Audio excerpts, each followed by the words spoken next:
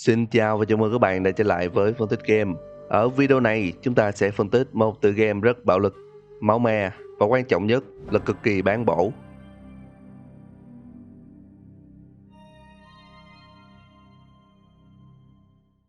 Phát triển bởi Game Kitchen và phát hành bởi T17, là một tựa game indie 2D thể loại Metroidvania, lấy chủ đề tận thế trong tôn giáo. Và nếu bạn đã chơi thử Platform Mode, thì sẽ nhận thấy hình ảnh và gameplay trong trò chơi lấy cảm hứng khá nhiều trong các dòng game như là Castlevania hay là Dark Souls.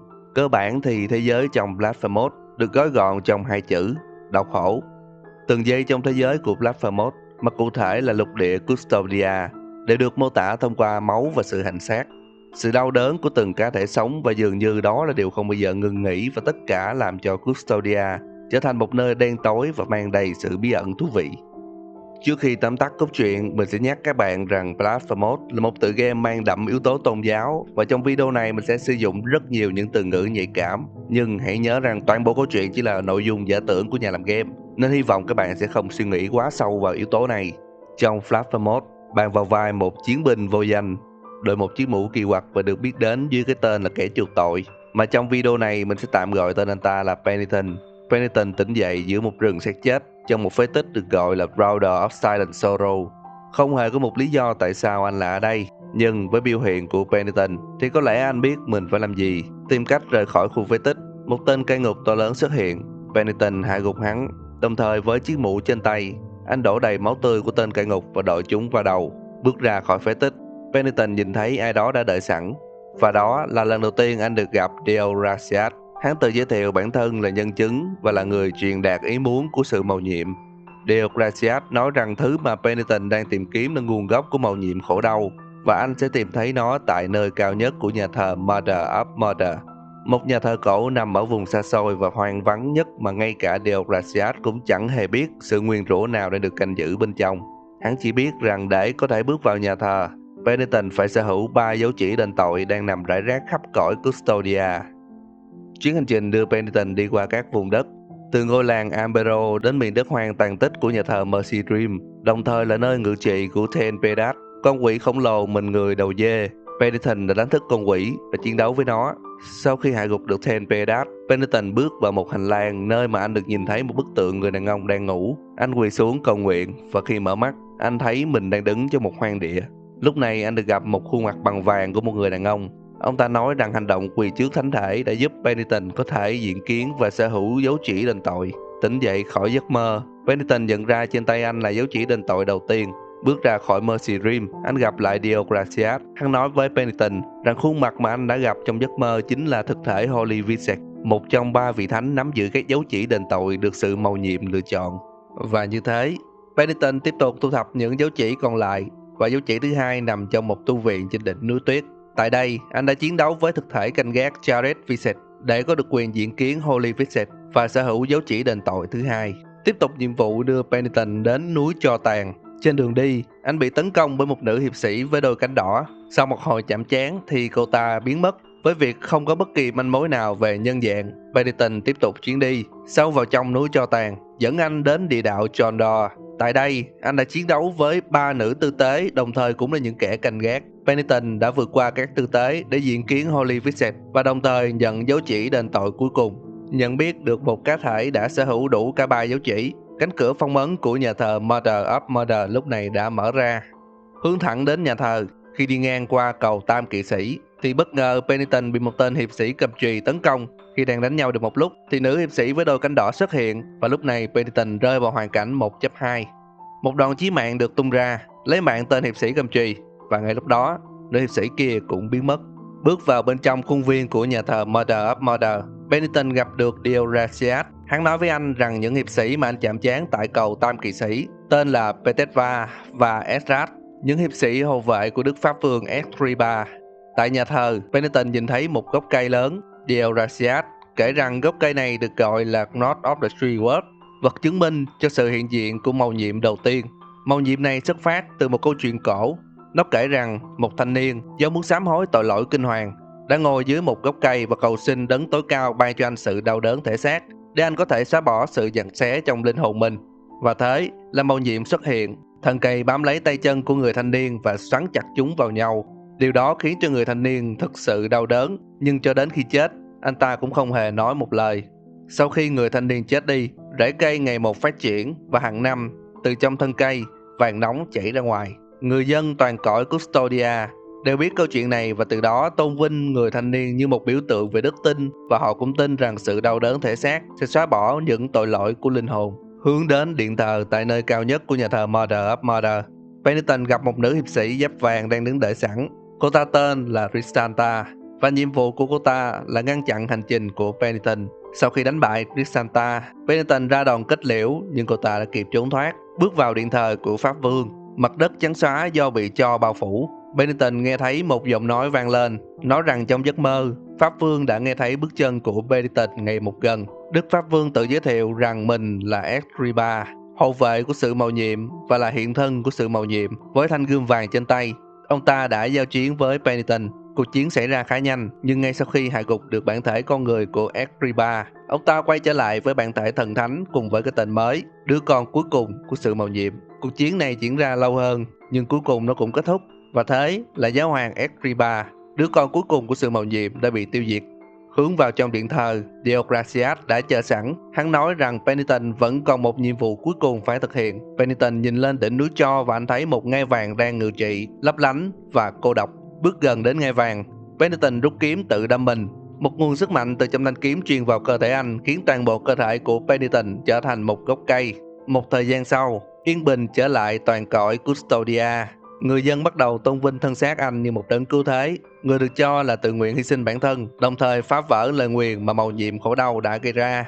Đoạn cutscene sau đó cho ta cảnh nữ hiệp sĩ Cristanta xuất hiện và rút thanh gươm ra khỏi người Penitent. Và đó là tóm tắt cơ bản về những gì đã xảy ra trong Blasphemous. Bây giờ chúng ta sẽ cùng đến với phần phân tích các thông tin của trò chơi. Dựa vào tóm tắt, ta hiểu ra rằng Custodia là một vùng đất phức tạp, và sự phức tạp này không bắt đầu từ thời điểm xảy ra các sự kiện trong Blasphemous, mà nó hình thành từ rất lâu trong lịch sử của Custodia. Khá nhiều chi tiết nhưng chúng quá rời rạc khiến chúng ta nảy ra vô số câu hỏi về nguồn gốc của thứ gọi là The Miracle, hay chúng ta còn gọi là sự mầu nhiệm. Theo như những gì chúng ta biết lúc đầu, thì sự mầu nhiệm là một dạng ý muốn của thần thánh, vừa thánh thiện lại vừa độc địa, là thứ mà chúng ta không thể và sẽ không bao giờ có thể sáng tỏ. Và vô tình thông tin trên đã cho ta manh mối to đùng về định nghĩa của sự mầu nhiệm.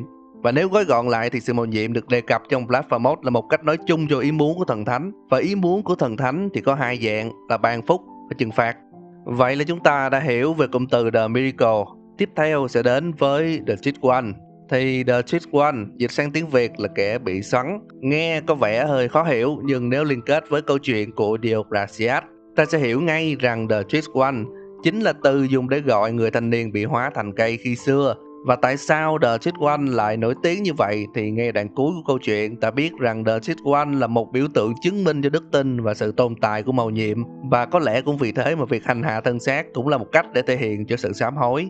Mình để ý là trong Blasphemous, mỗi món đồ đều đi kèm một câu chuyện ngắn, và mình đã tìm ra 4 món đồ đặc biệt kể về truyền thuyết của một sự kiện lớn. Nó có liên quan đến núi Tro và ngai vàng mà chúng ta nhìn thấy trong điện thờ của Escriba, và câu chuyện này cũng liên quan đến ông ta. Theo sự liên kết của lời kể và manh mối của những câu thoại, thì trước đây, ngay tại nhà thờ Mother of Mother, bằng một lý do nào đó, Escriba đã biến thành một cây đại thụ rất to.